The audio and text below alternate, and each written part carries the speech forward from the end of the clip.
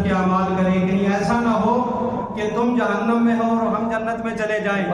تو پھر اور یہ بھی حکم ہے کہ اگر ایک بندہ جنت میں جائے گا, شوہر جنت میں جائے گا, اور اس کی بیوی اگر جہنم کی مستحق بن جائے گی تو اب وہ جہنم میں ہی رہے گی.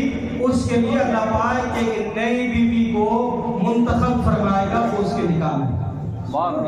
اس لیے چاہیے کہ عورتوں کو بھی اس پر عمل ہو کہ عورتیں بھی نیک اعمال کریں تاکہ عورتیں بھی جنت کی مستحق بن جائیں. قرآن پاک نے فرمایا لہم ازواج مطہرۃ, ان کے لیے ایسی بیویاں ہوں گی جو پاک ہوں گی, حسد سے, کینے سے, بغض سے, سب سے پاک ہوں گی. واللہ بصیر بالعباد, اور اللہ تعالیٰ اپنے بندوں کو دیکھنے والا ہے. سبحان اللہ سبحان اللہ. اور تو بہت سارے آیات میں فرمایا الذین یقولون ربنا اننا آمنا فاغفر لنا ذنوبنا وقنا عذاب النار.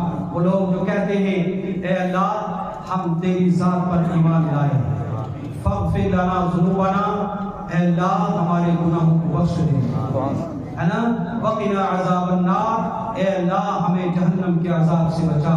یہ جب انسان دعا کرے تو سب سے پہلے یہ کہے اے اللہ ہم تجھ پر ایمان لائے, اے اللہ ہم تجھ پر ایمان لائے. ایمان کو ظاہر کرو. آج لوگ کیا کہتے ہیں جب باہر جاتے ہیں تو اپنا بھولیا کہتے ہیں کہیں ایسا نہ ہو کہ مجھے لوگ پہچان لیں کہ میں مسلمان ہوں. ایسا نہ کرو, اپنے ایمان کو ظاہر کرو, اپنے ایمان کو ظاہر کرو اور رب کے حضور دعا کرو اے اللہ ہم ایمان والے ہیں. فخر سے کہو ہم کیا ہیں, ایمان والے ہیں. اور جس کو اپنے ایمان پر فخر ہوگا وہی جنت. الذین یقولون ربنا اننا آمنا, اے اللہ ہم تجھ پر ایمان لائے, فاغفر لنا ذنوبنا, ہمارے گناہوں کو بخش دے, وقنا عذاب النار, اور ہمیں جہنم کے عذاب سے بچا. حضرات محترم, جنت کا جو ذکر ہے اگر آپ کو اس پر ہی میں گفتگو کرتا رہوں تو ٹائم سارا اس کا ختم ہو جائے. انشاءاللہ اس پر بھی مزید گفتگو کروں گا. صرف گزارش یہ ہے کہ جنت کے اعمال کیے جائیں, جنت کے اعمال کیے جائیں. جنت کے محل ہمیشہ رہنے والے, جنت کی بیویاں ہمیشہ رہنے والی. اور ایک یہ بات یہ بھی یاد رکھو, جنت میں کوئی بوڑھا نہیں ہوگا, جنت میں کوئی بوڑھا, جنت میں کوئی بدصورت نہیں ہوگا.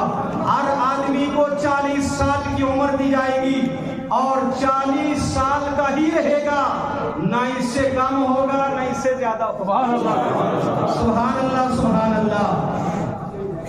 یہ جنتیں اگر چاہیے تو پھر جنتی اعمال بھی کرنے ہوں اور انشاءاللہ. اور اس کی ایک مثال دی, فرمایا کہ جس طریقے سے ایک مہمان کسی میزبان کے گھر جاتا ہے اور میزبان نے اس کے لیے اگربتی بھی لگائی, بہترین قالینیں بھی بچھائی, بہترین ڈشوں کا انتظام کیا, کھانے پینے کا انتظام کیا, وہ مہمان جو صرف کھانا کھا کے عارضی طور پر کھانا کھا کے نکلنے کا ارادہ کرے وہ عقل مند, وہ کیا ہے بولو, عقل مند ہے.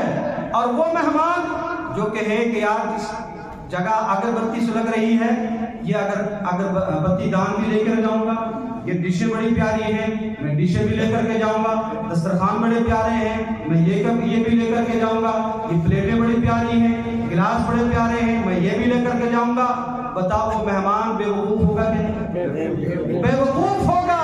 قرآن پاک نے اسی لیے فرمایا اِنَّا جَعَلْنَا مَا عَلَى الْأَرْضِ زِينَةً, ہم نے جو کچھ بھی بنایا ہے یہ زینت کے لیے بنایا ہے, یہ لِنَبْلُوَهُمْ أَيُّهُمْ أَحْسَنُ عَمَلًا, تاکہ ہم تمہیں پرکھیں کہ تم میں سے کون اچھا عمل کرتا ہے. وَإِنَّا لَجَاعِلُونَ مَا عَلَيْهَا صَعِيدًا جُرُزًا, اور یہ سارے کے سارے ہم چٹیل میدان کی طرح بنا دیں گے.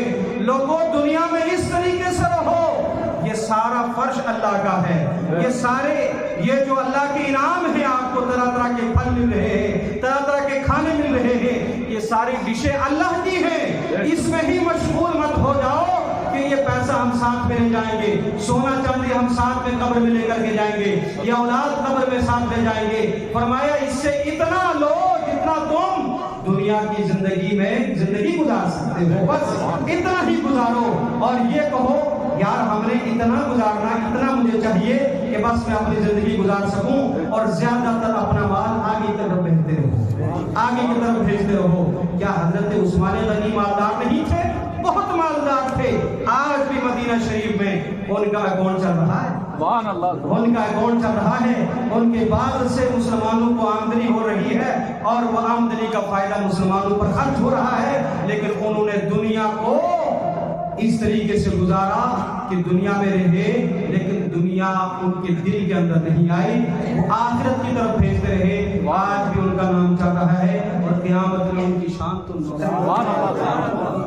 اللہ تعالیٰ ہم سب کو اس نے عمل کی توفیق عطا فرمائے۔ بادشاہ